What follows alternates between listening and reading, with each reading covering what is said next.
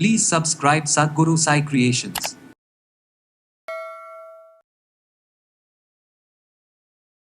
So இன்றைய காலகட்டத்தில் நிறைய பேருக்கு இருக்கக்கூடிய ஒரு குறை அப்படின்னு சொன்னோம்னா குழந்தையின்மை அப்படின்னு சொல்லலாம். ஸோ இது ஆண்கள் ரீதியாகவும் சரி பெண்கள் ரீதியாகவும் பார்க்கும்பொழுது சில பிரச்சனைகள் இருக்க தான் செய்யுது. நேச்சுரலாகவே உடலில் சில பாதிப்புகள் ஏற்படுது. ஸோ இதனால் பார்த்தோம்னா ஒலிகோஸ்பெர்மியா, எசோஸ்பெர்மியா இந்த மாதிரியான கண்டிஷன் இருக்கும். பொதுவாக ஆப்சன்ஸ் ஆஃப் ஸ்பெர்ம் அப்படின்னு சொல்கிறோம். கம்ப்ளீட்டாக விந்தணுக்கள் எண்ணிக்கையே இல்லாத நிலைமையும் நிறைய பேருக்கு இருக்குது. சுகர் அதிகமாக இருக்கா? ஸோ முக்கியமாக இதனால் பாதிக்கப்படுறது ஆண்கள் தான். ஸோ சுகர் அதிகமாக இருந்ததுன்னா இதனால் பார்த்தோம்னா எரெக்ஷன் ப்ராப்ளம் ஏற்படுது. ஸோ செமன் கவுண்ட் குறைஞ்சி அதனாலேயும் நமக்கு ப்ராப்ளம்ஸ் வருது. ஸோ மருந்துகள் அப்படின்னு சொல்லும் பொழுது முக்கியமாக இதில் பேசிக்காகவே கால்சியம் புரோட்டீன் நிறைய இருக்கக்கூடிய மூலிகைகளை வைத்து செய்யக்கூடிய மருந்துகள் தான்.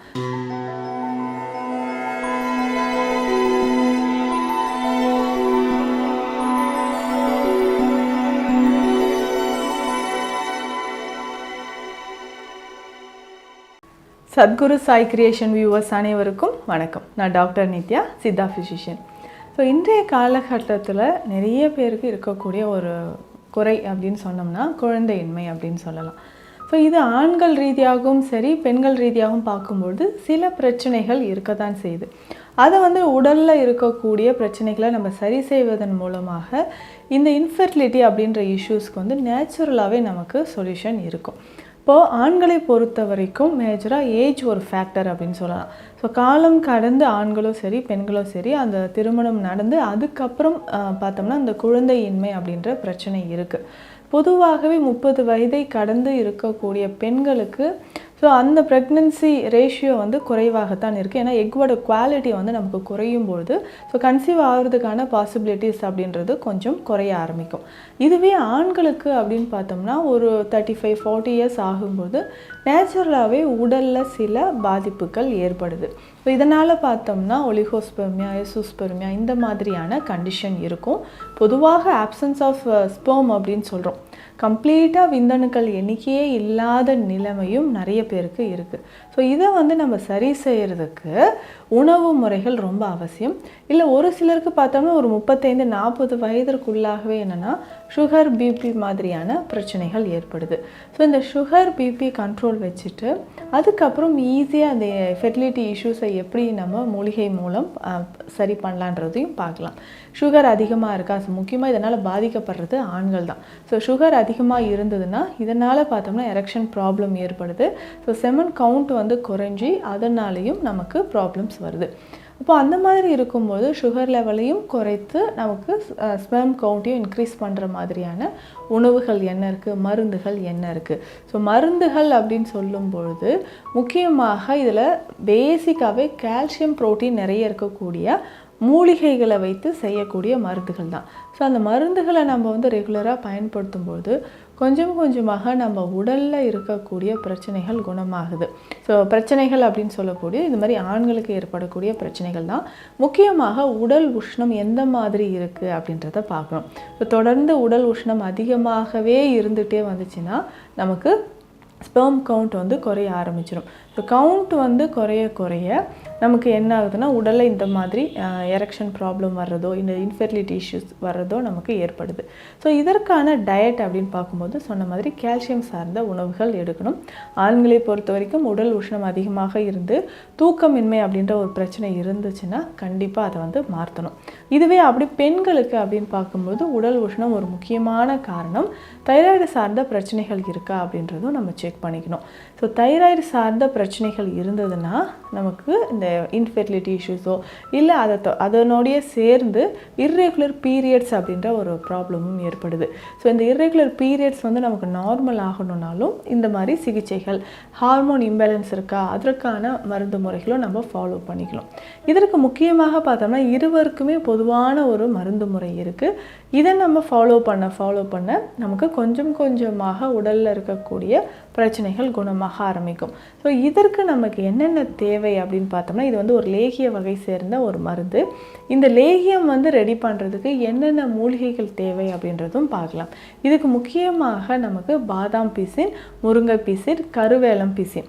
ஸோ 3 மரத்தோட பிசின்களும் நமக்கு தேவை. இதை வந்து நல்லா வாஷ் பண்ணி உலர்த்தி கழுவி உலர்த்தி நம்ம எடுத்து வச்சுக்கணும். ஸோ இந்த பிசின் வகைகள் எடுத்து வச்சுட்டு இதனோட பசும்பாலில் வேக வைத்து சுத்தி செய்த மூலிகைகள் என்னென்ன மூலிகைகள் அப்படின்றத நான் சொல்கிறேன். இதில் முக்கியமாக பூனைக்காளி விதைகள், அமுக்குரா கிழங்கு, சதாவரி கிழங்கு, நிலப்பனங்கிழங்கு. ஸோ இதை வந்து நம்ம எடுத்து வச்சுக்கணும். இதனோடைய வந்து பார்த்தோம்னா வெட்டிவேர் தேவைப்படும். ஸோ வெட்டிவேர் உடலோட உஷ்ணத்தை தணிக்கக்கூடிய ஒரு முக்கியமான மூலிகை இதில் வெட்டிவேர். ஸோ இது எல்லாமே பாலில் நல்லா வேக வைத்து எடுத்து உலர்த்தினதுக்கு பிறகு நல்லா வாஷ் பண்ணி உலர்த்திட்டு பவுடர் பண்ணி இதை நம்ம எடுத்து வச்சுக்கணும். ஸோ இந்த பவுடர் தான் இந்த லேகியத்தோடு நம்ம கலக்க போகிறோம். ஏற்கனவே நம்ம பிசின்கள் எடுத்து வச்சுருக்கோம் இல்லையா, இதை தண்ணீரில் போட்டு நல்லா ஊறின பிறகு நல்லா ஊற வைக்கணும். ஸோ ஊற வைத்து இதை தனியாக எடுத்து வச்சிடணும். ஸோ இதனோட சில விதைகள், ஸோ வெள்ளரி விதை ரொம்ப முக்கியம், வெங்காய விதைகள் இதனோட சேர்த்துக்கணும், பூசணி விதைகள். ஸோ இந்த மாதிரி விதைகளை எல்லாமே லேசாக வறுத்து நல்லா பொடி பண்ணி எடுத்து வச்சிடணும். ஸோ இதை எல்லாமே நம்ம பசு நெய்யை விட்டு நம்ம லேகியமாக செய்யணும். ஸோ இதற்கு முன்னாடி நம்ம என்ன பண்ணோன்னா கருப்பட்டியோ இல்லை வெல்லமோ சேர்த்து பாகு, நாட்டு சர்க்கரையோ சேர்த்து நம்ம பாகு ரெடி பண்ணிவிட்டு ஸோ இந்த மூலிகைகள் எல்லாமே அதனோட சேர்த்து நெய்யோடையும் இந்த பாகோடையும் சேர்த்து நம்ம கிளறிக்கிட்டே வரணும். ஸோ கொஞ்சம் கொஞ்சமாக நம்ம கிளறிக்கிட்டே வரும்பொழுது லேகியம் ஒரு பதத்தில் வரும். ஸோ இதை வந்து நம்ம ஃபாலோ பண்ண கொஞ்சம் கொஞ்சமாக ஸோ ஆண்களுக்கு ஏற்படக்கூடிய பிரச்சனைகள், ஆண்மை குறைபாடு தொடர்பான பிரச்சனைகளோ, பெண்களுக்கு ஏற்படக்கூடிய தைராய்டு சார்ந்த பிரச்சனைகளோ, இதனால் நமக்கு குழந்தையின்மை அப்படின்ற ஒரு ப்ராப்ளம் இருந்தால் அதை வந்து இது சரி செய்யுது.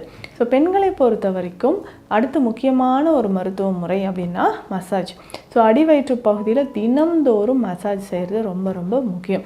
ஸோ இதுக்கு வந்து நம்ம தைல வகைகள் எதை சூஸ் பண்ணலாம்னா உடல் உஷ்ணத்தையும் தணிக்கணும், அதே மாதிரி கர்ப்பப்பை தொடர்பான பிரச்சனைகளையும் சரி செய்கிற மாதிரியான தைல வகைகளை நம்ம எடுத்துக்கணும். ஸோ இதில் வந்து பார்த்தோம்னா லவண தைலம் நமக்கு பயன்படுது.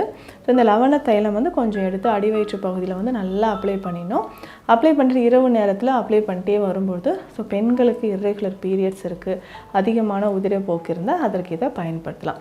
ஸோ இதே மாதிரி ஆண்களுக்கு எரெக்ஷன் ப்ராப்ளம் இருக்குன்னா அதற்கேற்ற மூலிகைகளை நம்ம ஃபாலோ பண்ணிக்கிட்டே வரணும். ஸோ இப்போ இந்த லேகிய முறை நான் சொன்னேன், அதே மாதிரி இதில் இருக்கக்கூடிய சில மூலிகைகளை நம்ம தனியாக சாப்பிட்டாலும் நமக்கு அதிகமான பலன் கிடைக்கும்.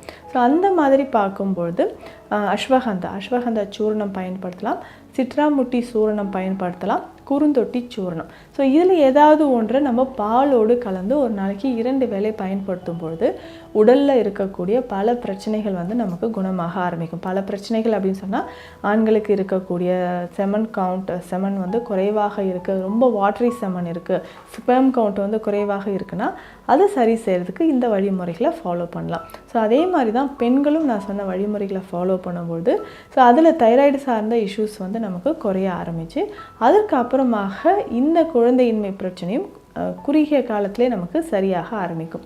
ஸோ இந்த பதிவில் சொல்லியிருக்கக்கூடிய விஷயங்கள் உங்களுக்கு பயனுள்ளதாக இருக்கும்னு நம்புகிறேன். மீண்டும் அடுத்த பதிவில் சந்திக்கலாம். நன்றி.